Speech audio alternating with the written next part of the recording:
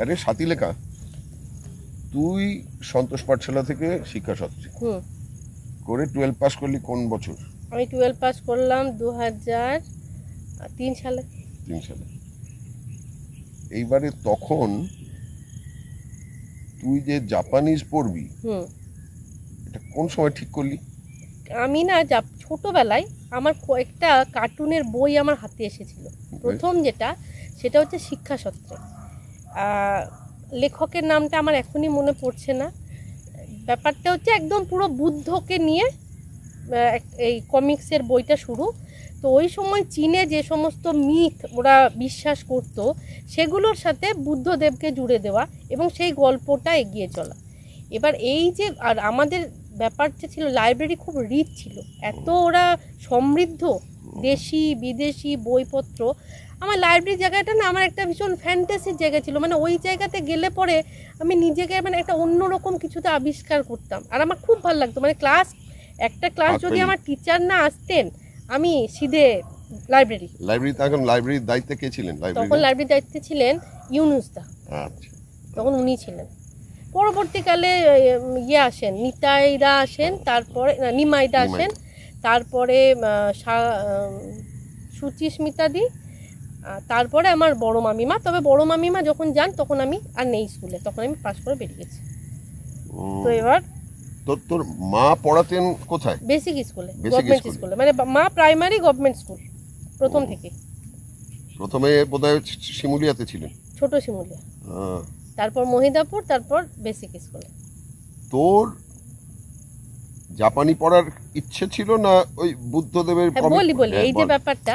আর বাবা ছোটবেলায় একটা দুটো বই আমাকে ফার্স্ট, মানে আমি যখন সহজ পাঠ বর্ণ পরিচয় এগুলো মোটামুটি পেরিয়ে গেছি, বাবা দুটো বই তখন আমাদের বইমেলাটা এখানে ভীষণ একটা সুন্দর সময়ে, বা ছেলে মেয়েদের একটা তখন মোবাইলের কোনো গল্প ছিল না, আর আমাদের কাছে বইটাই ছিল একদম শেষ কথা। মানে পরীক্ষার বইয়ের ভেতরেও বই নিয়ে পড়েছি, এরকম গল্প ছোট থেকেই ছিল বড় অবধি, মানে মাধ্যমিক লেভেলেও এই কাজ আমরা করেছি।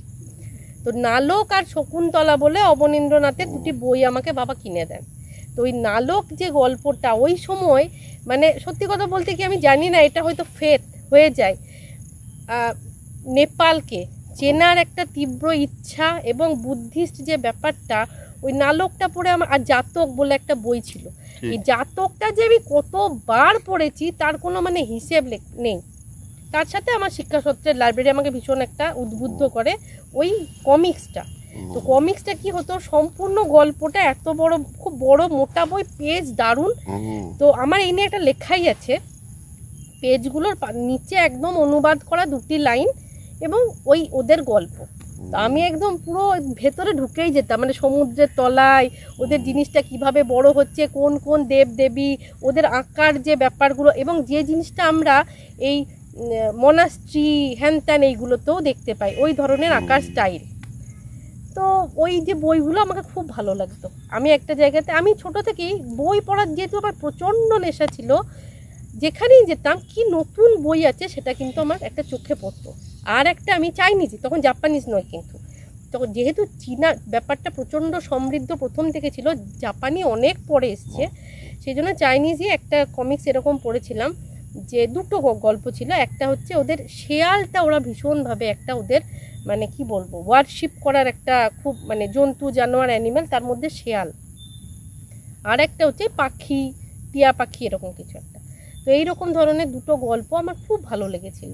তো তখন থেকে ওই জিনিসের প্রতি একটা মনের মধ্যে থাকা যে হ্যাঁ বই পড়তে হবে, এরকম কোনো ব্যাপার নেই। তবে হ্যাঁ, আমাদের শান্তিনিকেতনে যে জাপানিজরা আছেন, বা চীনা ভবন, এই যে একটা চীনা ভবন, আমরা কোথায় আছি রে, উচ্চশিক্ষার কোথায়, চীনা ভবনের পেছনে। এবং আরও একটা জিনিস যেটা ছিল, ছোটোবেলা থেকে একটা জিনিস আমাদের ফ্যামিলিতেই আছে, আমার বড় মামিমার ছোট বোন যাকে বিয়ে করেছেন, উনি একজন মানে কি বলবো বাই বার্থ উনি একজন মঙ্গোলিয়ান। আচ্ছা। কিন্তু ওনার মানে বাড়ি হচ্ছে কার্শিয়াংয়ে না কালিম্পংয়ে কোথায় একটা। উনি খুব শান্তিনিকেতনের নাম করা একজন স্টুডেন্ট ছিলেন, অমর সানাথু। আর ওরা চীনা ভবনেই পড়াশুনো করেছেন দুজনই, মানে স্বামী স্ত্রী। তারপরে চীনে, হ্যাঁ কণিকা। তো তারপরে ওনারা বহু বছর চীনে থেকেছেন। তো সেই কারণে এই ওদের সঙ্গে একটা রিলেশন, ভারতীয় দূতাবাসের হ্যাঁ চাকরি করতেন। তো আমার খুব কাছের মানুষও ছিলেন, উনি মারা গিয়েছেন ভেরি রিসেন্ট, সেটাও আমাদের কাছে খুব একটা মানে দুঃখের কারণ। জানিস ও একবার পাঠমনের ছাত্র থাকাকালীন কালমৃগাতে প্রথম দস্যু হয়েছিল, দারুণ একেবারে। যাই হোক, চল চল, তো মানুষ ছিলেন এবং এটা মানে উনি আমাদের যেহেতু রিলেটিভ, একটা দারুণ ব্যাপারও ছিল আমাদের মানে মনে। বল বল তোর গল্প বল তারপর। এবং আমি জাপানিজ নিয়ে পড়ছি শুনে উনি আমাকে বারবার ভীষণভাবে উদ্বুদ্ধ করেছেন যে এটা নিয়ে এগিয়ে যা, এটা খুব ভালো হবে। তো আমার পড়াশোনার ব্যাপারে আমার ফ্যামিলি কিন্তু সবসময় আমাকে খুব দিয়েছে, স্বাধীনতা দিয়েছে, তোমার যেটা ইচ্ছা হয় তুমি সেটা পড়বে। আমার বাবা মাও জীবনে আমাকে কোনোদিন বলেনি ফার্স্ট হও, কোনোদিন বলেননি যে তোমাকে এটা করতে হবে। তো এই ব্যাপারগুলো কিন্তু সুন্দরভাবে ছিল। তো এবার হলোটা কি, এই জাপানিজ ভবন, চীনা ভবন, আমার একটি চাইনিজ বন্ধু ছিল, যে বন্ধুটা হারমোনি হাউসে আমার সাথে পড়তো, ওর নাম ছিল ইউকোনো। তো তখন বহু ছোট, তারপর কিন্তু ওর সঙ্গে আর দেখা সাক্ষাৎ হয়নি, কারণ ওরা বোধহয় ওই শান্তিনিকেতনে পড়ানোর জন্যই হোক বা যে কারণেই হোক এসেছিল, কোয়ার্টারে থাকতো, তারপর এখান থেকে চলে যায়।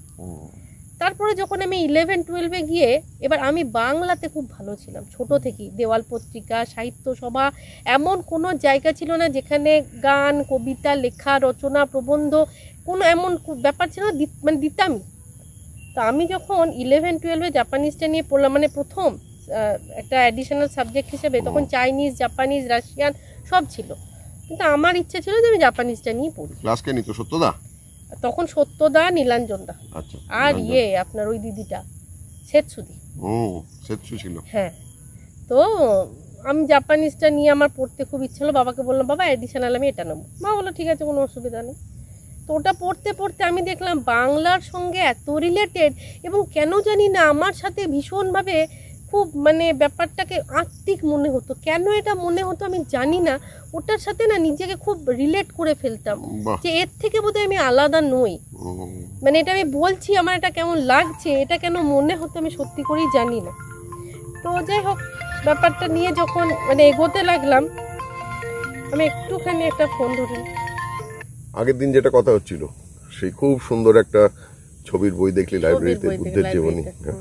তখন থেকে একটা চীন জাপান সম্পর্কে একটা ভীষণ ভালো লাগা। ছবিগুলো এত সুন্দর, ওদের মানে যে চিন্তা ভাবনাটা, এবং সেটাকে একটা মানে বুদ্ধ ধর্মের উপরে সেই যে মানে ওদের মিথটাকে যে বহিঃপ্রকাশ করেছে বইয়ের মধ্যে, ছবির মধ্যে, ব্যাপারটা আমাকে খুব খুব ভালো লাগাতো। এবং ওখানে গিয়ে আমি লাইব্রেরিতে গিয়ে শুধু ওই বইটার জন্যই মেনলি যেতাম আমি।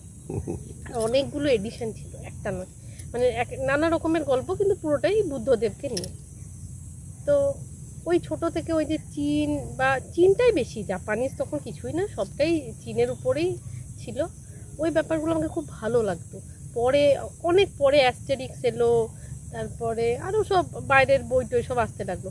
আর আমাদের তো একটা সেই জার্মানের ইতিকথা বা উপকথা, রুশ উপকথা ছিল, কিন্তু তবু আমার এইগুলো থেকে কেন জানি না, সত্যিই আমি কেন জানি না, চীনে বা জাপানিজের ব্যাপারটা আমার খুব নাড়া দিত।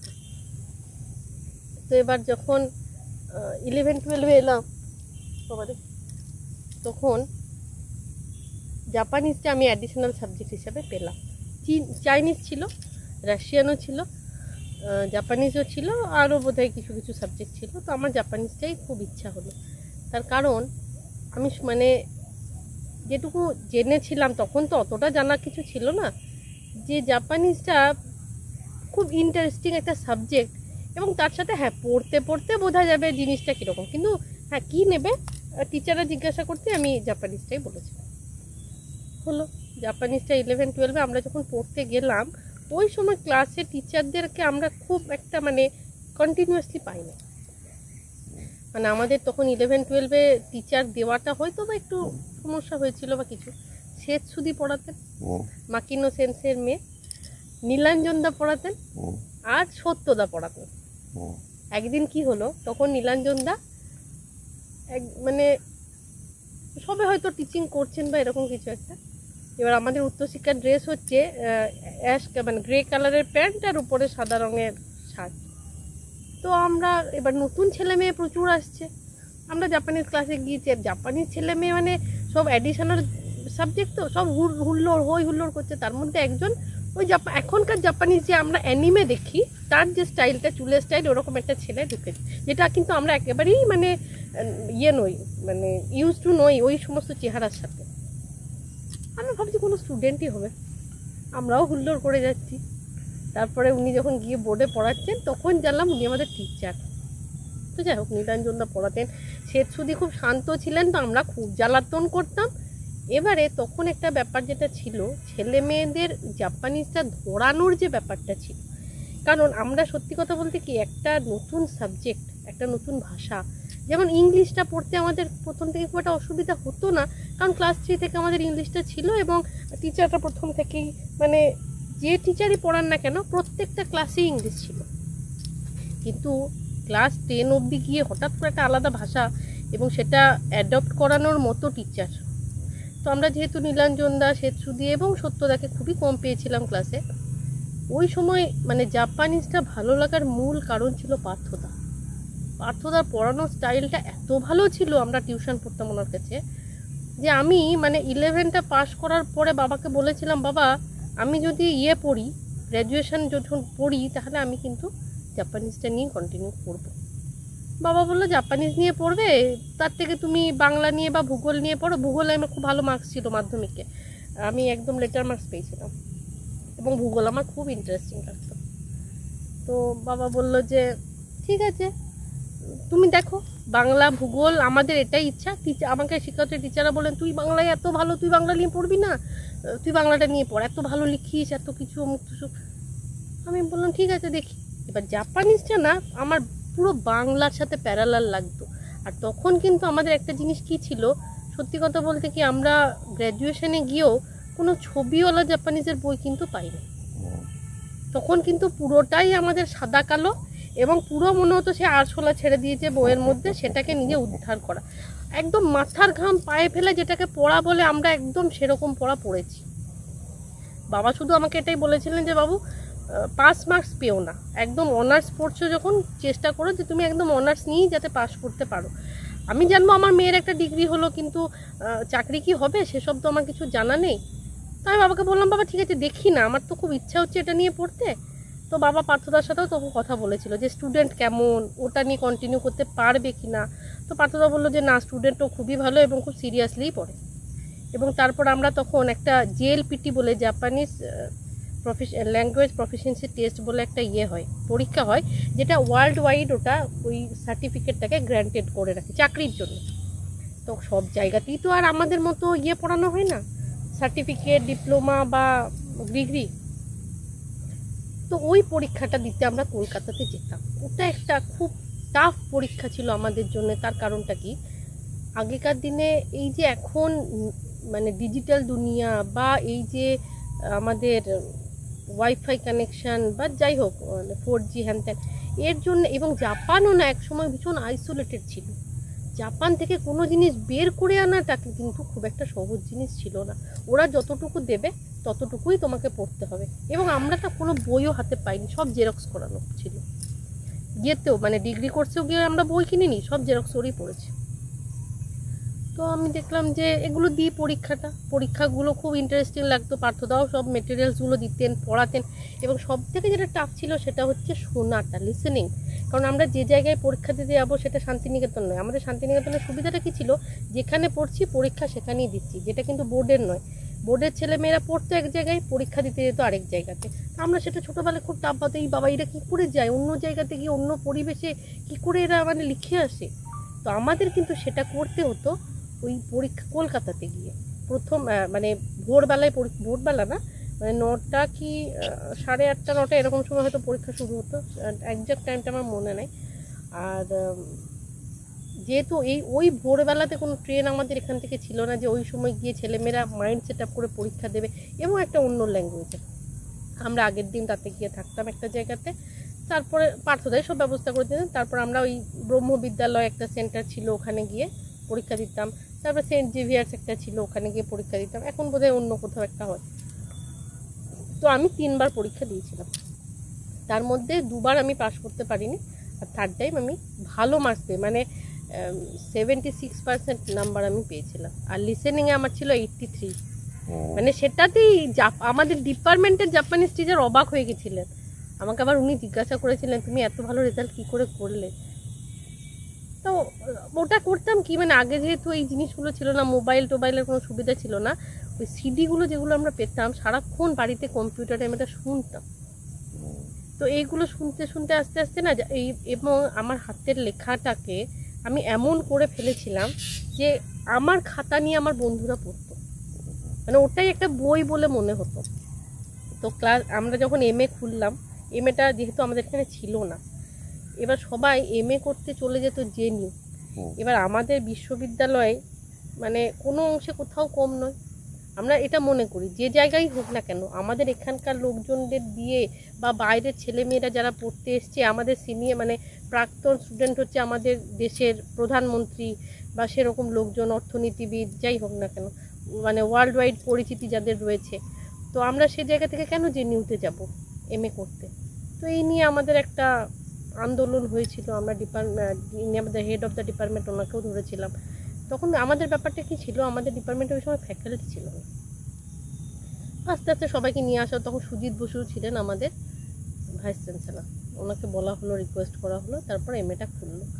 তো MA সেকেন্ড ইয়ারে যখন ডিজার্টেশন হচ্ছে, তখন আমাদের আবার ডিপার্টমেন্টে জাপানিজ টিচাররা আসতেন গেস্ট টিচার হয়ে বা পড়াতে, এবং যখন ডেলিগেশনরা আসতো, যে ডেলিগেটসরা যারা আসতেন প্রতি বছর আপনার বসন্ত উৎসবের সময় বেশিরভাগটা, তো ওদের সঙ্গে ওদের কালচারটা দেখা, কাছ থেকে ওদের কালচারের একটা পার্ট হওয়া, এবং দোলের সময় আমাদের ড্রেস ওদেরকে পরিয়ে দিয়ে ওখানে নাচতে যাওয়া, বা আমাদের কালচারটাও ওদের সঙ্গে মানে এক্সপ্রেস করা, আমাদের ব্যাপারগুলো কীরকম হয়, এই ব্যাপারটা আমাদের কাছে খুব ভালো লাগতো। আর টিচারদের সাথেও আমাদের এত সুন্দর একটা সম্পর্ক তৈরি হয়ে যেত, এবং একটি জাপানিজ মেয়ের সাথে খুব ভালো সম্পর্ক সবারই ছিল। সে শান্তিনিকেতনকে এত ভালোবাসতো, ও জাপানে পার্ট টাইম জব করতো, করে পয়সা জমাতো, জমিয়ে শান্তিনিকেতন আসতো। তো মেয়েটা অনেক ভালো বাংলা শিখেছিল। তো পরে আমাকে চিঠি ফিটি পাঠানো বা ছবি ছাড়া এসব করতো। তো এবার এই যে ডিজার্টেশনের সময় যখন আমি একটা মাকিনো সেন্সের গাইডেন্সে একটা মানে ডকুমেন্টারি ঠিক বলবো না, প্রবন্ধ টাইপের একটা লেখা আমি লিখেছিলাম জাপানিজ কালচারের উপরে। তো এবার ওটা যখন আমি ইয়েকে দেখালাম, তখন আমাদের মাতসুমোতো সেন্সেই ছিলেন আমাদের টিচার, জাপানিজ টিচার। ওনাকে আমি দেখালাম। তো ওনাকে দেখানোর পরে উনি একদিন অরবিন্দ নিলয় উনি আসতেন, ওখানে মাকিনো সেন্সে থাকতেন উনি। একদিন আমিও গেছিলাম, তো দেখা হলো ওনার সাথে। আমাকে দেখে শুনে বললেন যে তুমি ইয়ে কেন করছো, এটা প্রিন্ট আউট করবে না, তোমার হাতের লেখা এত ভালো, আমি তোমাকে জাপানিজ পেপার এনে দেবো। ওদের একটা পার্টিকুলার পেপার হয় যেটা খুব খুব খুব খুব বলো, ওতে তুমি লিখবে, লিখে তুমি জমা দাও। তো এখনও জাপানিজ ডিপার্টমেন্টে আমার ওই হাতে লেখা ডিজার্টেশনটা আছে। তো এই তো পড়াশুনো যা হলো। তো ওই ওদের আরেকটা জিনিস আমাকে খুব ভালো লাগতো, যেটা আমাদেরও ছিল না বললে খুব বড় ভুল হবে, ক্যালিগ্রাফি। ওদের ওই যে ইঙ্কটাকে ঘষে বের করে এবং তুলিটাকে একদম এরকম স্ট্রেট ভাবে ধরে তারপরেই লেখাটা, কোনোভাবে কিন্তু বেন্ড হবে না, এবং স্ট্রোকগুলো কোথায় কেমন কিভাবে। তো এই জিনিসগুলো আমার সত্যি করে জাপানিজদের অত্যন্ত ভালো লেগেছে, এবং ওদের ভীষণ সিম্পলিসিটি, ওদের ভীষণ মানে সাধারণভাবে জীবনযাপন করে। এবং ওই যে আসতো যে কিয়োটো ইউনিভার্সিটি থেকে যে সমস্ত ছেলেমেয়েরা আসতো, তারা যথেষ্ট মানে এখানে এসে এত সুন্দর আমাদের সাথে মিলেমিশে তাদের সাথে অনুষ্ঠান করা বা আমাদের অনুষ্ঠান তাদের দেখানো, এগুলো তো ভীষণই ভালো লেগেছিল। পিএইচডি করলি? পিএইচডিটা তখনও আমাদের এখানে ছিল না, পরে হয়েছে। তো আমার পিএইচডিটা করার সুযোগ হয়নি। আমি মানে আমার বাবা যেহেতু ভেবেছিলেন যে মেয়ে হয়তো চাকরি বাকরি করতে পারবে না বা কিছুই, তো আমি 2008 সালের এপ্রিল মাসে পরীক্ষা আমার কমপ্লিট হয়ে যায়, আর জুন মাসে আমি কলকাতাতে সিএমসিতে চাকরি পাই, জাপানিজেরই চাকরি। এবং আমার অফিসটাও দারুণ ছিল। আমি মানে ভাবিনি যে কর্পোরেট এত ভালো, এত পরিষ্কার পরিচ্ছন্ন এবং এত সুন্দর হতে পারে। মানে আমি যে জায়গাতেই চাকরি করেছি, আগে টিভি দেখে বা কর্পোরেট সম্পর্কে একটা অন্যরকম ধারণা ছিল, আরে এরকম হতে হয়, সেরকম হতে হয়, এরকম করে কথা না বললে সমস্যা হবে, ওরকম জামা প্যান্ট না পরে গেলে সমস্যা হবে। তো এরকম কিছু হয়নি। তো শুধু চাকরি তো নয়, আরও তো নানান রকম অভিজ্ঞতা হয়েছে তোর? অনেক রকম অভিজ্ঞতা হয়েছে, শুধুমাত্র চাকরি নয়। আমি যেখানে গিয়েছি এই জাপানিজ ল্যাঙ্গুয়েজটা জানার কারণে প্রত্যেকটা মানুষের কাছ থেকে এত বেশি মানে কি বলবো রেসপন্স এবং তাদের ভালোবাসা এত পেয়েছিলাম। প্রথমে আমি একটা বলতে চাই, যেটা ব্যাপারটা হচ্ছে যে আহমেদাবাদে ওদের যে ম্যানেজমেন্ট যে আছে, ইঞ্জিনিয়ারিং কলেজ বা ম্যানেজমেন্ট যে কলেজ আছে IIM, তো ওখানে আমি জাপানিজ পড়ানো হয় শুনে গেছিলাম, যেহেতু আমার হাজব্যান্ড ওই সময় ওখানে চাকরি করছিল। তো আমাকে বললেন যে দেখো তুমি যদি এখানে থাকো আর তোমার যদি মনে হয় যে তুমি চাকরি করবে এখানে, তাহলে এই সব জায়গাগুলো রয়েছে, তুমি চলো আমি তোমাকে নিয়ে যাচ্ছি বা তোমাকে একবার দেখিয়ে দিচ্ছি, তুমি কথা বলে দেখো, যদি হয়ে যায় তাহলে খুবই ভালো, তোমাকে তাহলে চাকরিটা ওখানে ছেড়ে দিলেও তুমি এখানে একটা চাকরি পাচ্ছ, কোনো অসুবিধা হবে না। না ঠিক আছে, তো গেলাম ওখানে, খুবই ভালো লাগলো দেখে কলেজটা। তো ওখানে গিয়ে যাদের সাথে ওখানে একটা জিনিস দেখলাম, এখানেও দেখেছি, দেখিনি বললে খুব বড় ভুল কথা হবে, এখানে আমরা খুব বড় বড় মানুষজনদের দেখেছি এবং আমাদের যে সমস্ত টিচাররা রয়েছেন ওনারাও যথেষ্ট মানে কি বলবো অনেক উচ্চ স্তরের মানুষজন, কিন্তু এত সাধারণ এবং প্রত্যেক মানে এই যে কি বলবো একদম ছোট থেকে বড় পর্যন্ত প্রত্যেককে চেনা, এবং যেখানেই দেখা হোক না কেন কিরে কেমন আছিস, বা ছাত্ররা অটোমেটিক্যালি মানে তাদেরকে রেসপেক্ট দেখানো, এই ব্যাপারটা কিন্তু যারা শিক্ষিত বা যে জায়গায় গেছি আমি এই জিনিসটা কিন্তু দেখেছি। ওখানে যখন গেলাম ওখানে গিয়ে আমি ডাইরেক্ট সিভিটা নিয়ে গেছিলাম, গিয়ে ওখানে অফিসে দিলাম, দিয়ে বললাম যে এরকম আমি জাপানিজটা জানি, আমি মাস্টার্স করেছি, তো এখানে তো পড়ানো হয় শুনেছি, তো আমি এখানে চাকরি করতে চাই বা ইচ্ছুক, তো আপনাদের কোনো রকম ভ্যাকেন্সি আছে কিনা। তখন উনি বললেন যে আপনি বসুন একটু। বসে গুজরাটিতেই এক ভদ্রলোককে বলছেন যে খুব হাইফাই কোয়ালিফাইড একটি বোন এসছে, ওরা তো বেন বলে, তো বোন এসছে, তো আপনি কি কোনো একটু সময় দিতে পারবেন ওনাকে, তাহলে উনি জাপানিজটার ব্যাপারে আপনার সাথে কথা বলবেন। উনি কিন্তু প্রেসিডেন্ট, যার সাথে কথা বলছে উনি হচ্ছে ওই মানে কলেজটার ইনস্টিটিউটের প্রেসিডেন্ট। তো উনি বললেন যে ঠিক আছে ওনাকে সন্ধ্যাবেলায় আসতে বলে দাও, আমি সন্ধ্যাবেলায় আজকে একটা অনুষ্ঠান আছে আমি যাবো, তো সন্ধ্যাবেলা ওনাকে আসতে বলে। সেদিন আমাকে বাবা নিয়ে গেছিলেন ওখানে, তো যাই হোক কথাটা হলো, তো আমাকে বললেন যে আপনি যদি পারেন তো একটু সন্ধ্যাবেলায় আসো, কোনো অসুবিধা নেই আমি আসবো। তো যখন আমি বেরিয়ে এলাম তখন বাবা আমাকে বলল যে দেখ বাবু, তো জাপানিজ পড়াটা নিয়ে আমার খুব চিন্তা ছিল যে কি হবে জাপানিজটা পড়ে বা এরপর তুই কী করবি, তো যাক তোর চাকরি পাওয়া নিয়ে তো আমি তো দেখলামই তুই চাকরি পেয়েছিস বা অফিসও খুব ভালো, আমাদের কাজটাও খুব ভালো ছিল, এবং আমাদের না একটা অন্য নজরে দেখাও হতো অফিসে, এবং আমাদের যখন কালচারাল প্রোগ্রাম হতো, আমরা যখন আর একটা জিনিস ছিল ছোটোবেলাতে যেটা হচ্ছে আমি মানে ওটা স্কিপ করে গেলাম, আমি না খুব মানে আমাদের স্কুলেই যেটা শেখানো হতো যে কোনো ছোটোখাটো জিনিস দিয়ে কোনো একটা শিল্পকলা বানানো, ক্রাফট বানানো, তো রং বেরঙের পেন্সিল বাবা যদি এনে দিত বা নোটরাজ, আমি ওই শার্প করার পর ওইগুলো ফেলে দিতাম না, আমি সবসময় সেটাকে স্টোর করতাম।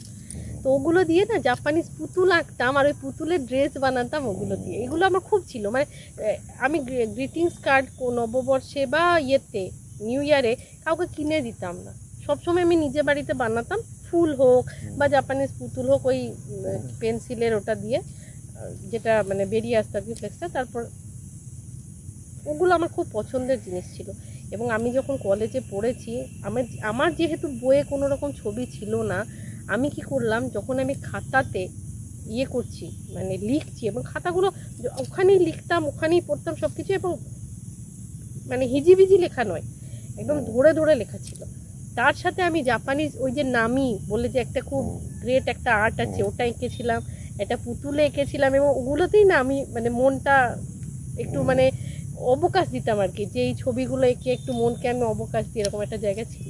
আমার বন্ধুরাও বলতো যে তুই সারাদিন কী ছবি আঁকিস বইয়ের মধ্যে, এই খাতার মধ্যে, তো ওগুলো আমার ভালো লাগতো। তো ওই জিনিসগুলোই আমাদের অফিসে যখন কোনো কালচারাল প্রোগ্রাম হতো, জাপানিজ গান গাওয়া, আমাদের পৌষ মেলার সময় জাপানিজ একটা অনুষ্ঠান হতো মানে সব ভাষারই, তখন ছেলে মেয়েদের জাপানিজ গান শিখিয়ে সেগুলো গাওয়ানো হতো, তার মধ্যে আমরাও সেগুলো খুব ভালো শিখেছিলাম। তো ওই জাপানিজ গান টানগুলো অফিসে গিয়েও গাওয়া এবং এই ছবি ছাপাগুলো তৈরি করা, তো স্যারেরাও আমাদের খুব মানে ভালোবাসতেন এবং খুব ইমপ্রেসডও ছিলেন ওনারা। তো যখন এই ইয়েতে গেলাম আহমেদাবাদে গেলাম, তখন ওই প্রেসিডেন্ট এবার বাবা বলছে যে আজকে আমি যে সম্মানটা এখানে পেয়েছি তোর বাবা বলে, যে আমি বাইরে দাঁড়িয়েছিলাম, তো একজন এসে আমাকে বললো, আচ্ছা ভেতরে যে ম্যাডাম গিয়েছে আপনি কি ওনার বাবা? তো আমি বলেছি, বলছি না না, আপনি বাইরে কেন দাঁড়িয়ে আছেন, আপনি ভিতরে এসে বসুন। বলে আমাকে টেনে নিয়ে এসে একদম ভিতরে বসালো। তো এই যে সম্মানগুলো পাওয়া, এগুলো কিন্তু ছোট ব্যাপার নয়। তো তারপরে যাবে রাতের বেলাতে আমি গেলাম ওনার কাছে, উনি এলেন, এসে জাপানিজেই কথা বলছিলেন।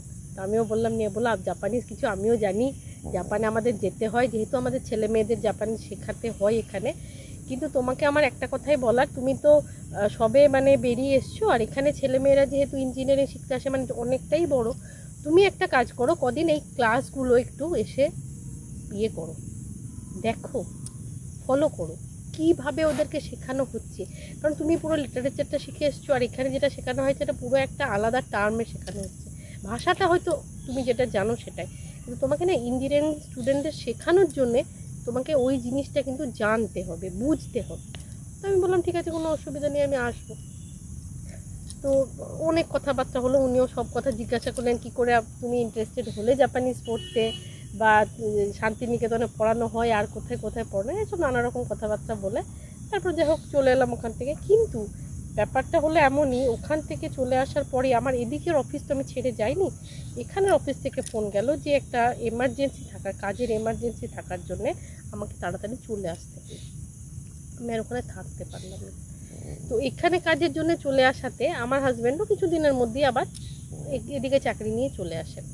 তো আহমেদাবাদে থাকার সময় আরও একটা স্কুলে আমি গেছিলাম যেখানে জাপানিজ পড়ানো হয়, কিন্তু ওনারা বলেছিলেন জানাবো আপনাকে, তো তারপরে আর জানানো হয়নি বা কিছু। তো নেপালে যেটা হয়েছিল, নেপালের ব্যাপারটা আরও ইন্টারেস্টিং ছিল এই কারণে যে নেপালে প্রথমে আমরা যেখানটা ছিলাম সেটা বিরাটনগর থেকে কাঠমান্ডু যেতে হলো কাজের প্রয়োজনে, ওই একই কোম্পানি আইটিসির যে কোম্পানিটা বিরাটনগরে সেটা।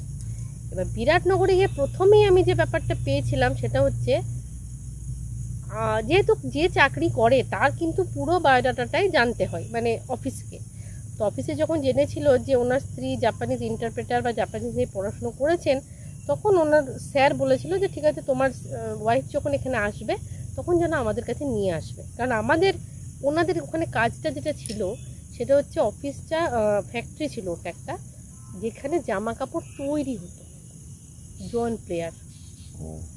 তো আইটিসির ওই সেক্টরটাই ছিল ওটা। এবার জয়েন্ট প্লেয়ারের জামা কাপড় তৈরির সাথে সাথে ওরা বাইরের সমস্ত কোম্পানি যারা বড় বড় তারা আসতো, এসে এদেরকে অর্ডার দিত, অর্ডার প্লেস করতো, আমরা এই ধরনের কাপড় চাই। তার মধ্যে জাপানিজ কোম্পানিও অন্যতম ব্যাপার একটা ছিল। তো জাপানিজ কোম্পানি যে সমস্ত লোকজনরা আসতেন ওনারা দোভাষী নিয়ে আসতেন, আর ওদের ভাষা তো এরা বুঝতে পারতো না। তো একদিন কি হলো, এবার ওনারা জানতেন আমি এসেছি, ওখানে গেছি, আমার হাজব্যান্ড জানিয়েছে আমার ওয়াইফ এখানে এসেছে। তো একদিন দুপুরবেলাতে এবার আমার ব্যাপারটা কি ছিল, জাপানিজের সঙ্গে না আমি কিছুতেই নিজেকে আলাদা করতে পারতাম না। গান হোক, কি লেখা হোক, কি পড়া হোক, কিছু না কিছুতে আমি এটা লেগেই থাকতাম। আর আমাদের এই যে জেএলপিটি যে পরীক্ষাটার কথা বলছি, এটার আগে 4টে লেভেল ছিল, 4, 3, 2, 1। এখন কি হয়েছে, এখন ওটা 4টাকে ভেঙে দিয়ে 2টো করে দিয়েছে, 5, 4, 3, 2, 1 করে দিয়েছে। তা আমার সবসময় ইচ্ছা ছিল যে আমি 2টাকে পাস করি বা 1টাকেও পরীক্ষা দিই, এগুলো খুব টাফ কিন্তু পড়লে হয়ে যাবে। আর তখন ব্যাপারটা কি ছিল, তখন তো এত আমরা নেটের সুবিধা কোথাও পাইনি, তখন ওই বইপত্র কোথায় কত বই যে জেরক্স করেছি তার কোনো লেখা জোখা নেই। তো এবার ডিকশনারি খুঁজে বের করতে হতো, এই জিনিসটা কি, এর মানে কি হতে পারে, তা মানে ওই যে জিনিসগুলো মানে পুরো পড়ে করা না, আমি পুরো একাত্ম হয়ে যেতাম ওটার সাথেই, না আলাদা করে জাপানিজ বলে পড়ছি বলে মনেই হতো না। আর বাংলার সাথে ভীষণভাবে রিলেটেড, আমাদের বাংলাতেও যেরকম প্রবাদ বাক্য রয়েছে জাপানিজেরও সেম প্রবাদ বাক্য সেরকম আছে, এবং প্রায় মানেগুলোই এক। আমরা যেরকম একটা কথা বলি না যে ঠেলায় না পড়লে বিড়াল গাছে ওঠে না, ঠিক ওই রকমই আছে সারু মো কি কারা ও চিরু। তার কথাটার মানে হচ্ছে বিড়ালও এই বাঁদরও কোনো সময় গাছ থেকে পড়ে যায়, মানে এফিশিয়েন্ট হলেও কিন্তু যে তাদের দ্বারা যে সমস্যা হয় না বা তারা যে ফেল করে না এই ব্যাপারটা কিন্তু নয়। তো এই প্রবাদ বাক্যগুলো আমাকে ভীষণভাবে টানতো, খুব ভালো লাগতো আমার এই জিনিসগুলো। এবং আমি বাংলার সাথে আমি ভেবেছিলাম ডিজার্টেশনটা আমি এরকম বানাবো যে আমাদের বাংলার প্রবাদ বাক্য এবং জাপানিজের প্রবাদ বাক্য, কিন্তু সেটা হয়নি। তার কারণ মাকিনে সেন্সে আমাকে, ওনার বয়সও হয়েছিল সে সময়, এবং যেটুকু উনি হেল্প করতে পেরেছিলেন সেটুকুতেই আমাকে কাজ চালিয়ে নিতে হয়েছে। এবারে নেপালে গিয়ে যখন ওই ভদ্রলোক একদিন দুপুরবেলাতে আমার হাজব্যান্ড আমাকে ফোন করছে যে তোমার জন্য গাড়ি যাচ্ছে এখান থেকে, তুমি তাড়াতাড়ি রেডি হও, আমাদের জিএম স্যার তোমার সাথে কথা বলবে।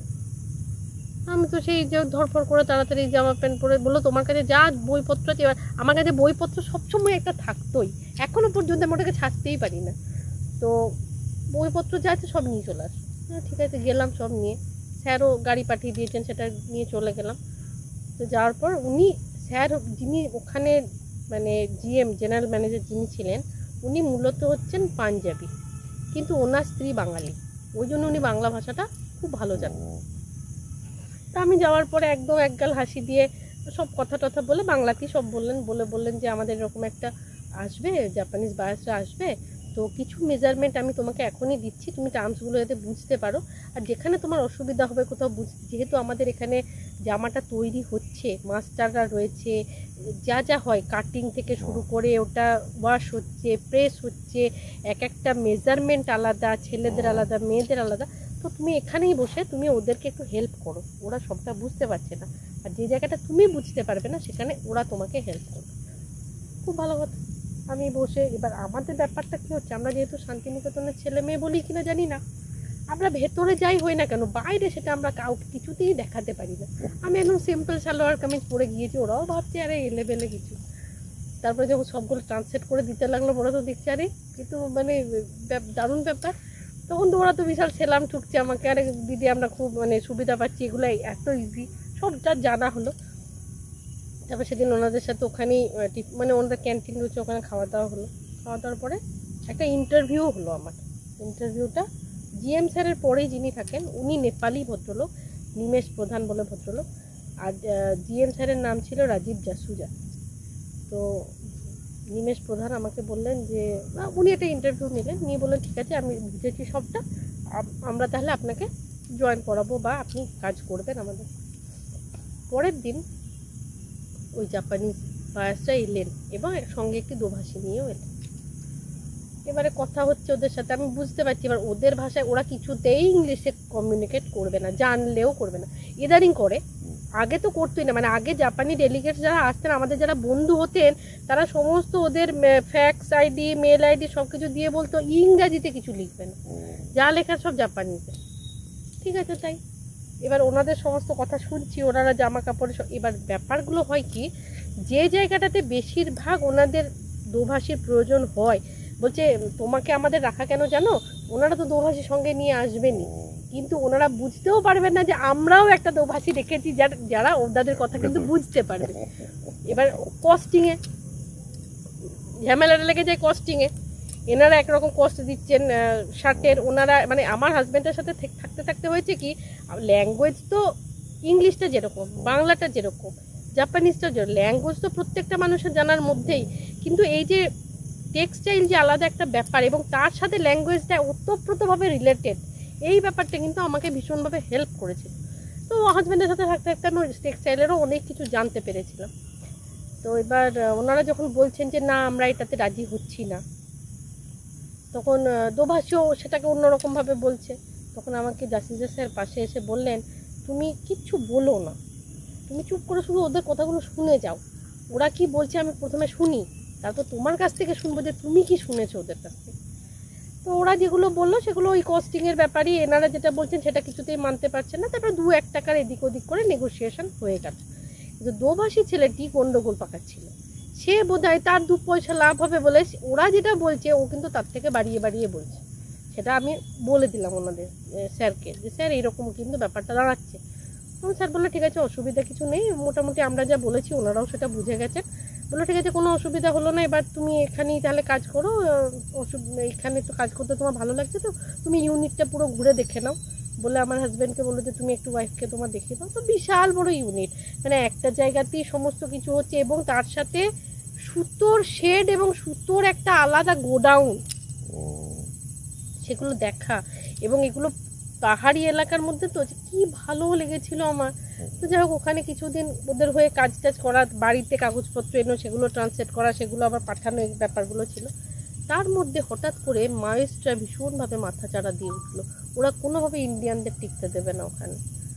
এবার তখন স্যাররা বললেন যে ঠিক আছে আমরা তাহলে বিরাটনগরের ইউনিটটা আপাতত বন্ধ রেখে আমরা হেড অফিস চলে যাব কাঠমান্ডু, ওখানে সবাইকে নিয়ে চলে যাবো, এখানে আপাতত আমরা কাউকে রাখছি না। তখন আমি ব্যাপারটা এরকম ছিল যে একদিন রাত্রেবেলাতে গাড়ি পাঠালেন স্যার, গাড়ি পাঠানোর পরে আমাদের দুজনকেই নিয়ে যাওয়ার কথা ভদ্রপুর। তো আমাকে আমার হাজব্যান্ড বললেন দেখো রাতের বেলাতে আমি খুব একটা ভরসা পাচ্ছি না, আমি বেরিয়ে যাই, তুমি আপাতত এখানেই থাকো, আমি সেরকম হলে তোমাকে ওখান থেকে ব্যবস্থা করে দেবো, তুমি তখন এখান থেকে চলে যাও। ঠিক আছে, তখন বাবা মা ছিলেন আমার সাথে, এবার বাবা মায়েরও তখন ফেরার কথা এদিকে, এবার আমি রয়ে গেলাম, ও রাতের বেলা বেরিয়ে গেল। এবার চিন্তা হচ্ছে খুবই ঠিক মতো পৌঁছালো কি পৌঁছালো না। তার সপ্তাহ দুয়েকের মধ্যে এক ভদ্র মহিলা, মানে আমরা যে বাড়িটাতে থাকতাম সেই বাড়িটাতে উপরে মানে দোতলা বাড়ি ছিল, উপরে একটা ফ্যামিলি থাকতো, নিচে একটা। একবার ভীষণ ভূমিকম্প হয়েছিল, একটা ভয়ঙ্কর ভূমিকম্প, 2011 সাল 11 সালেই ভূমিকম্পটা হয়েছিল। সেই সময় আমি ওখানে, আমি একা বাড়িতে, আর দেখছি সব কিছু কাঁপছে আর নড়ছে, মানে সেই যে কি ভয়ঙ্কর অভিজ্ঞতা। যাই হোক, ওই আমরা উপর নিচে মোটামুটি সবাই পাশে থাকাতে অতটাও মানে ভয় পাইনি। তো একদিন ওই বাড়ির যিনি ওনার ভদ্রমহিলা, তিনি এলেন ইয়ে থেকে কাঠমান্ডু থেকে, এসে আমাদের সাথে পরিচয় করে গেলেন, নতুন এসছে, ওনার রিলেটিভরা সব আশেপাশেই থাকে। উনি একদিন সরোজমিনে এলেন। তো সেদিন বাবা আমাকে জিজ্ঞাসা করলেন দেখ আমরা তো এরকম যাবো ওয়েস্ট বেঙ্গল, তো ওনাকে তুই জিজ্ঞাসা কর যে উনি যদি তোকে সঙ্গে করে নিয়ে যান তাহলে আমি টিকিটের ব্যবস্থা করে দিচ্ছি, তুই তাহলে ওখানে রাজীবকে জানিয়ে দে যে আমার হাজব্যান্ডের নাম রাজীব, তুই ওখানে যাবি। ঠিক আছে, কোনো অসুবিধাই নেই। তো সেই আমার প্রথম প্লেনে চাপা, এবং একা একাই প্রায়, মানে সঙ্গে চেনা পরিচিত সেরকম কিছু নেই, ভদ্রমহিলা যাকে আমি ঘন্টাখানেক হয়তো বা চিনি। তো ওনাদের একটা সুবিধা কি থাকে, ওই ওনারা, আমি একটা দেখেছি নেপালিরা মোটামুটি ভালোই অর্থবান এবং বিত্তবানও, ওনাদের ওই যে ইয়েরা চলে, মানে এয়ারলাইন যেগুলো চলে, কিছু কিছু শেয়ার ওনারা কিনে রাখেন, সেজন্য টিকিটের খুব একটা অসুবিধা হয় না। তো ওনার সাথে আমি কাঠমান্ডু চলে গেলাম, কাঠমান্ডু গেলাম, স্যারেরাও আমি এসেছি বলে প্রথমে রাজীবকে রেখেছিল একটা ব্যাচেলার্স কোয়ার্টারে, সেখান থেকে তুলে এনে যেখানে স্যারেরা রয়েছেন একটা গেস্ট হাউস, সেখানেই আমাদের থাকার ব্যবস্থা করে দিলাম। যাই হোক, সেখানে স্যারেরা সবাই, মানে HR স্যার থেকে শুরু করে GM সব ওখানে ছিলেন, এবং আমরাও ছিলাম। তো এবার রাজীব যখন অফিস বেরিয়ে যেত, তারপরে আমি বাড়িতে একাই, তখন জাপানিজের কিছু না। তখন আমি যে জিনিসটা ওখানে খুব দেখতাম সেটা হচ্ছে 007 জেমস বন্ড, খুব ওই সিনেমাটা তো যতগুলো আছে, যত শন কনারি থেকে শুরু করে ডালটন হ্যানত্যান সব দেখা হয়ে গেল ওখানে। তো এবারে দেখে এবার একদিন দেখলাম যে না, এরকম করে সময় নষ্ট বেকার হয়ে যাচ্ছে। তো একদিন আমি ওকে বললাম যে তুমি তো এরকম অফিস যাও, তো রোজ গাড়িতে কারে কেন যাও, এখানে তো নানা রকম ব্যবস্থা রয়েছে, সে তাতে কেন যাও না? বলে দেখো নতুন আমি এসেছি, তারপরে প্রত্যেকটা গাড়ি ওই জায়গায় যায় না, এটা হচ্ছে রাজবাড়ির পিছন দিকের একটা রাস্তা দিয়ে যেতে হয় ওর অফিসটা, আর যে গাড়িগুলো যায় তাই সে গাড়িগুলো বেশিরভাগ রাজবাড়ির পাশ দিয়ে চলে যায়, পিছন দিয়ে যেতে গেলে আবার ওখানে একটা ব্রেক জার্নি করতে হবে। বললো আমি ওই ব্রেক জার্নিটা বুঝতে পারবো না, কোথায় রাস্তায় হারিয়ে ফেলবো, আমি চাই না একবারেই করে নিই। তো ওখানে 135 টাকা নেপালি কারেন্সিতে ডেলি। আমার ঠিক আছে, একদিন আমি যাই, গিয়ে দেখি কতটা তোমার সেভ করানো যায়। তো একদিন আমি একা একাই বেরিয়ে গেলাম, বেরিয়ে গিয়ে ওখানে ম্যাক্সি বলে ওটাকে, আমাদের যেটা এখানে মারুতি ভ্যান তার থেকে আরেকটু বড়, ওখানে ওটা ডেলি প্যাসেঞ্জারদের জন্যে বা শেয়ারে যাওয়ার জন্য গাড়ি। তো ওটা একদিন ধরলাম, ধরে প্রথমে ওখানে নিল 60 টাকা নেপালি কারেন্সি। না আমি বললাম আমি যাব, যে জায়গাটা যাব সেই জায়গাটার নাম হচ্ছে গেহরি ধারা। আমরা ছিলাম লাজিমপাট বলে একটা জায়গাতে, পানিপোখরির লাজিমপাট, যে জায়গাতে ওই আমাদের গেস্ট হাউসটা ছিল, ওটা একদম মানে খুব পশ এরিয়া। তো ওই গাড়িটা বললো যে আমাদের তো এই গাড়িটা ডাইরেক্ট গেহরি ধারা যাবে না, আপনাকে যে জায়গাটায় নামিয়ে দেব সেখান থেকে আপনি একটা পেয়ে যাবেন, অন্য একটা কিছু পেয়ে যাবেন, ওগুলোতে করে আপনি চলে যাবেন। ঠিক আছে, এবার ওই যে জায়গাটায় আমরা থাকতাম ওখানে যেরকম ওই যে দরবার স্কোয়ার, তারপরে আমাদের ইন্ডিয়ান এম্বাসি, এই সমস্ত সব জায়গাগুলো ওইখানে। দেখে মনে হবে না, দেখে খুব সাধারণ সিম্পল জায়গা মনে হবে, বড় বড় হোটেল সব পাশাপাশি। তো আমাকে নিয়ে গেল, নিয়ে গিয়ে ওখানে নামিয়ে দিল। এবার নামিয়ে দেওয়ার পর আমি জিজ্ঞাসা করলাম কোন দিকটাই গেহরি ধারা, আমাকে দেখে ওখানে চারটে মাথার মোড়, বললো এই দিকটা দিয়ে চলে যাবেন, এদিকে পড়ে। আমি হাঁটা লাগিয়ে দিলাম, নিজের মনে হেঁটে যাচ্ছি। এবার আমার একটা জিনিস যেটা বারবার আমি নিজেকে দিয়ে দেখেছি, আমি যে রাস্তায় একবার যাই সেই রাস্তায় আমি দ্বিতীয়বার ভুলি না। সেই রাস্তার আশেপাশের বিল্ডিংগুলো দেখে বা নাম টাম দেখে কিছুতে, মানে শান্তিনিকেতনও আমার যে সমস্ত রিলেটিভরা এসছে তারা একবার এসে দুবার সে রাস্তা ভুলে গেছে, একবার ডান দিক একবার বাঁ দিক, একবার ডান দিক একবার, তারা কিছুতেই মনে রাখতে পারেনি। কিন্তু যাই হোক আমি এটা ভুলে, মানে কলকাতার রাস্তা তো আমি প্রথম চাকরি করতে গিয়েও কিন্তু মানে ইয়ে থেকে salt lake Punjab national bank থেকে আমি যাচ্ছি সেক্টর 5, তো সেখান থেকে যে বাসটা আসছে সেই বাসটা আসছে স্বাস্থ্য ভবন, এই সমস্ত। আমি বলতে বলতে আসছি, যখন ফিরছি তখন বলতে বলতে আসছি। তো আমার বন্ধুর হাজব্যান্ড বলছে দেখো একদিনে এসে কীরকম রাস্তা চিনে গেছে, আর আমরা এতদিন কলকাতার লোক হয়েও কিন্তু এতটাও বলতে পারবো না। তো যাই হোক আমি গ্যারি ধারা হাঁটছি, হঠাৎ পাশে একটা ট্যাক্সি এলো। ট্যাক্সিটা তো একদম মালপত্র ভর্তি। উনি জিজ্ঞাসা করছে কোথায় যাবেন, তো আমি বললাম যে গ্যারি ধারা sunrise hotel bank, sunrise bank. তো বললো যে 100 টাকা লাগবে। না, মোটেই 100 টাকা দেবো না, এখান থেকে সামনে আমি 50 টাকা যদি যাও তো আমি যাও, তোমার এত মালপত্র তুমি আবার 100 টাকা কিসে চাইছো? উনি বলছে আপনি ইন্ডিয়ান? না হ্যাঁ, আমরা খুব ইন্ডিয়ান সিরিয়াল দেখি, হ্যান ত্যান নানা রকম বললো। বললাম তো ভালো কথা, তো যাবে কি? তা 50 টাকাতে যাবো। তো প্রথমে 60 টাকা, তারপর 50 টাকা, মানে 110 টাকাতেই আমার ওই হয়ে গেল যাওয়াটা। তারপর সানরাইজ ব্যাংকের কাছে গিয়ে ওখানে আমার হাজব্যান্ড এলো, ওর অফিসে নিয়ে গেল, দেখালো, তো ওখান থেকে আবার বাড়ি ফেরা। তো একদিন আমি দেখছি আমাদের মানে গেস্ট হাউস, আমি না রোজ কী করতাম, গেস্ট হাউস ওখানে আমরা যে সময়টা ছিলাম সে সময়টা বর্ষাকাল, ওখানে মেঘগুলো মনে হতো একদম যেন মানে এরকম হাত বাড়ালেই বোধহয় মেঘগুলো আমি সামনে পাবো। আর এত সুন্দর, সে যে ছোটোবেলাকার যে ওই মানে কমিক্সটা যে পড়া, ঠিক ওই রকম মেঘগুলো, এত পাহাড় মেঘ, এত সুন্দর সাজানো একটা শহর। সাজানো তো না, এটা একদম মানে কি বলবো, প্রাকৃতিক একটা শহর। তো আমি রোজ ক্যামেরাটা নিয়ে যেতাম, যত ওখানে মেঘ ভেসে আসছে, যেমন কখনো মনে হচ্ছে পাহাড় থেকে মেঘগুলো, আমি মানে এগুলো সব আমার লেখা আছে ডায়েরিতে, কোনো সময় মনে হচ্ছে পাহাড় থেকে মেঘগুলো সে ঝর্নার বেগে এসে আবার উপরে উঠে যাচ্ছে, কোনো সময় মনে হচ্ছে এই মানে সূর্যটা জাস্ট উঠলো, পাহাড়টাকে পুরো একদম সোনালি করে দিয়ে গেল, মানে এত ভালো লাগতো। আর রাত্রিবেলায় চারিদিক অন্ধকার, কিন্তু সারা পাহাড়টাতে না তারার মতো টিপ টিপ টিপ টিপ টিপ টিপ টিপ টিপ আলো জ্বলা। তো আমি যে ছবি তুলতাম সেই ছবিগুলো আমি ওই জিএম স্যারকে এনে দেখাতাম। ওনারা অফিস থেকে ফেরার পরে আর কখনো ডাকতেন, কখনো গল্প করতেন। তো আমার সাথে এজন্যই করতেন যেহেতু বাংলাটা আমি বলি বা উনিও বলতে পারেন। তো আমি যখন ছবিগুলো দেখালাম তখন জিএম স্যারের খুব ভালো লাগলো। উনি কী করলেন, আমাকে আমি তখন ব্যাটারি পাচ্ছিলাম না, মানে আমাদের এটা তখন ওই ডিজিটাল ক্যামেরা এবং ব্যাটারি প্রচণ্ড খায়, মানে ঠিকঠাক ব্যাটারি না হলে পরে সে চলে না। আমি বললাম এখানে তো কোথায় ওই ব্যাটারি পাওয়া যায় আমি তো জানি না। বলো ঠিক আছে আমি ইয়ে থেকে এনে দেবো, যেগুলো মাল্টি স্টোরেজ ইয়ে আছে, মল আছে, ওখান থেকে এনে দেবো। তো উনি এনে দিয়েছিলেন দুটো ব্যাটারি। বলো ছবি তোমার খুব ভালো তোলা হয়েছে, তুমি ছবি তোলো, আমার খুব ভালো লাগছে, তুমি দেখাবে আমাকে। তো ওনার কাছে গিয়ে নানা রকম কাজের কথা এসব এই আলোচনা হতো। আর আমরা ওই যে গেস্ট হাউসে ছিলাম একদম পুরো ফ্যামিলির মতো, কেউ যে স্যার বা কিছু এরকমটা কখনো মনেই হয়নি। তো এবার যাই হোক, এবার ওই ছবি তুলতে যেতে যেতে হঠাৎ দেখছি পাশে জাপানিজ ফ্ল্যাগ উঠছে, এবং সেটা একদম আমাদের একই পাঁচিরের লাগোয়া অন্য আরেকটা বিল্ডিং। আমি তো দেখে একবারে হাঁ হয়ে গেলাম যে কী হলো কেস, এখানে জাপানিজ পতাকা উঠছে, কী ব্যাপার। তখন আমি বারবার সবাইকে জিজ্ঞাসা করছি যে এটা কি বিল্ডিং, এটা বললো এটা জাপানিজ এমব্যাসি। শুনেই তো মাথাটা আমার খারাপ হয়ে গেল, আরে এত কাছে জাপানিজ এমব্যাসি অথচ আমি জানি না। তো একদিন কি মনে হলো, আমার হাজব্যান্ড অফিস বেরিয়ে গেল, আমিও গেটে এলাম, এসে ও যেই না চলে গেল আমিও একদম জাপানিজ এমব্যাসি দিকে, মানে ও এদিকে বেরিয়ে গেল আর আমাদের পাশেই যেহেতু আমি ওদিকে মুখ করে চলে গেল। গিয়ে সিকিউরিটি যিনি হেড আর কি, ওনাকে গিয়ে বললাম যে আমি এরকম ইন্ডিয়া থেকে এসেছি, আমার কাছে আপাতত কোনো লিগাল পেপারস নেই, কিন্তু আমি জাপানিজটা জানি, আর আমার খুব ইচ্ছা হচ্ছে যে আমি ভেতরে গিয়ে কথা বলি, ওনাদের সাথে কথা বলি, এটা আমার খুব ইচ্ছা।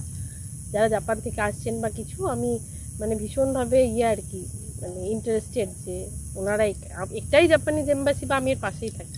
তো এত ভদ্র লোক, আমি মানে সত্যি করে আমি কি বলবো, জীবনে অনেক রকম অভিজ্ঞতা হয়েছে, কিন্তু এত ভদ্র, মানে আমাদের দেশের সিকিউরিটি গার্ডের কাছে গেলে হয়তো এত পাওয়া যাবে না, অ্যাটেনশনও পাওয়া যাবে না এবং ভদ্রত্ব তো আশা করাই বহু দূর। তো উনি বললেন যে আচ্ছা আপনার কি কোনো অ্যাপয়েন্টমেন্ট আছে? আমি বললাম না কিচ্ছু নেই, আমি পতাকা উঠতে দেখেছি এবং আমি পড়েছি বলে আমি একটু বেশি মানে জাপানিজের প্রতি দুর্বল, তো আমি সেই জন্য। বলো ঠিক আছে, তো আপনি দাঁড়ান, আমি একটু ফোন করে কথা বললেন। উনি ভেতরে ফোন করলেন, করে বললেন যে এরকম একজন ভদ্রমহিলা এসছে, উনি জাপানিজটা জানেন, তো উনি ভেতরে গিয়ে আপনাদের সাথে দেখা করে কথা বলতে চান। তো উনি বললেন ঠিক আছে, যিনি ওদিকে ছিলেন উনি বললেন যে ওনাকে ফোনটা দিন, আমি কথা বলবো।